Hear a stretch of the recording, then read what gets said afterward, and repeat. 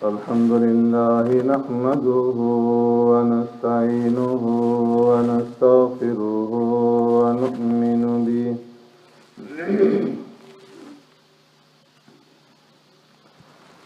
ونؤمن به ونتوكل عليه ونعوذ بالله من شرور أنفسنا ومن سيئات أعمالنا من يهده الله فلا مضل له ومن يضلله فلا هادي له ونشهد أن لا إله إلا الله وحده لا شريك له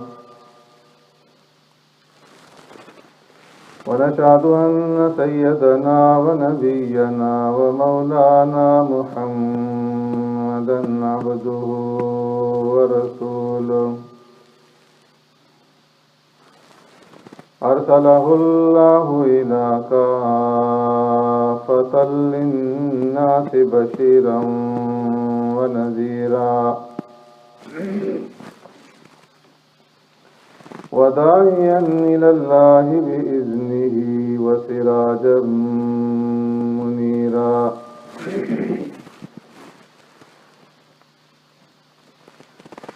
أما بعد فقد قال الله تبارك وتعالى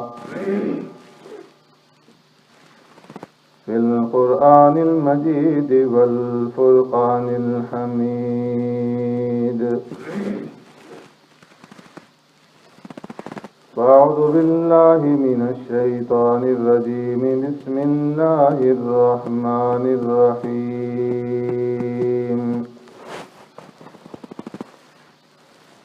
يا أيها الذين آمنوا لا تقدموا بين يدي الله ورسوله واتقوا الله إن الله سميع عليم صدق الله مولانا العظيم يا رب صل وسلم دائما أبدا على حبيبك خير الخلق كلهم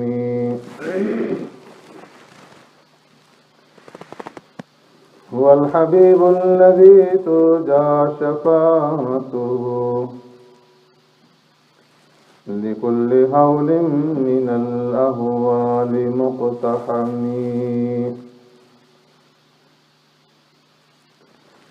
يا أيها الذين آمنوا إيمان والو لا تقدموا بين يدي الله ورسوله نہ آگے بڑھنے کی کوشش کرو اللہ سے اور اس کے رسول سے واتقوا اللہ اور ڈرتے رہو اللہ سے ان اللہ سمیع علیم بے شک اللہ تبارک و تعالی سننے والا جاننے والا ہے آمنت باللہ و بآیاتی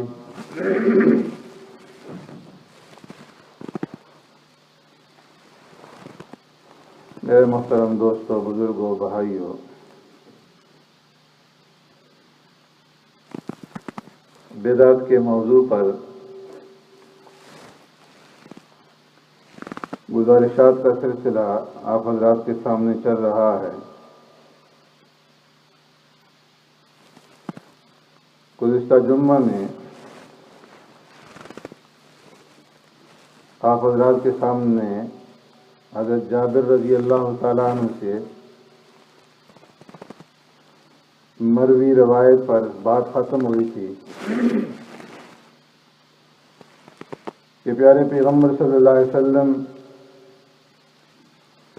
جب جمعہ کے دن خطبہ دینے کے لیے ممبر پر تشریف لاتے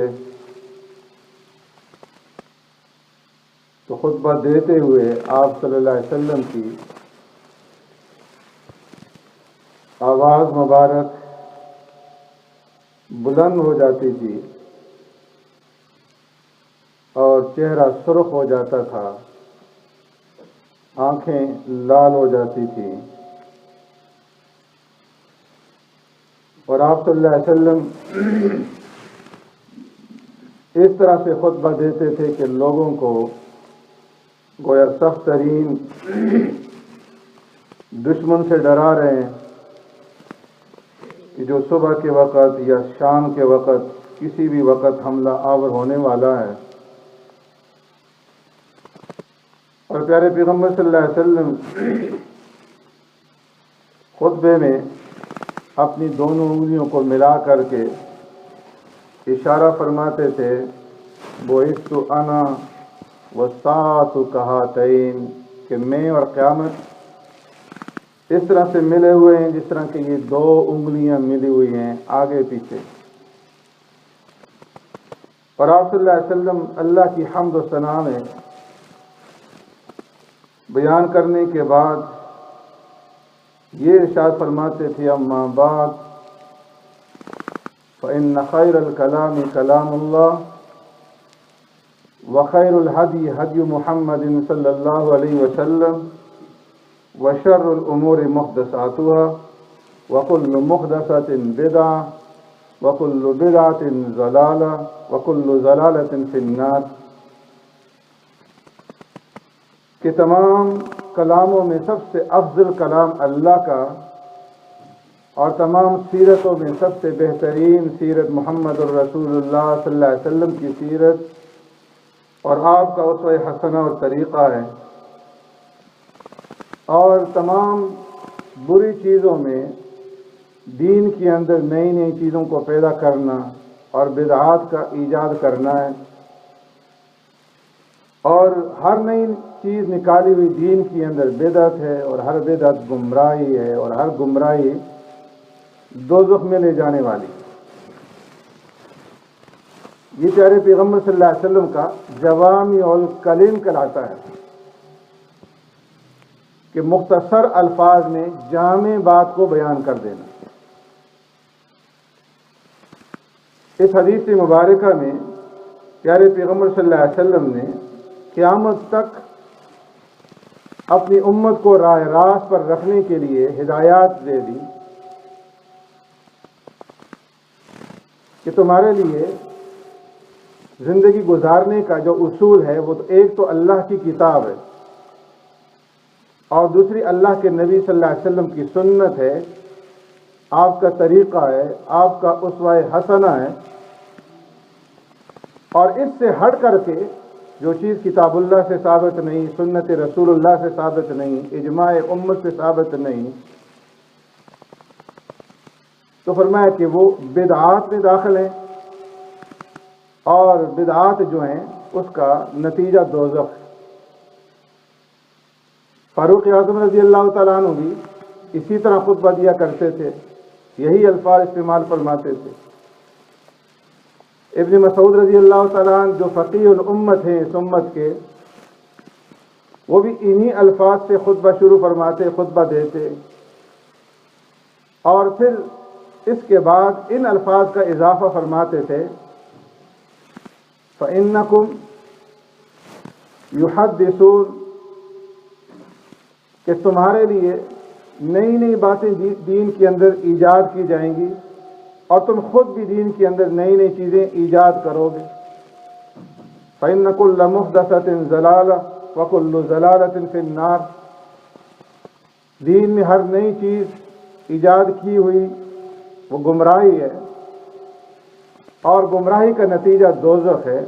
وہ دوزخ میں لے جانے والی۔ آپ صلی اللہ علیہ وسلم کے اوپر اللہ نے اس بات کو واضح کر دیا تھا، منکشف کر دیا تھا، کھول دیا تھا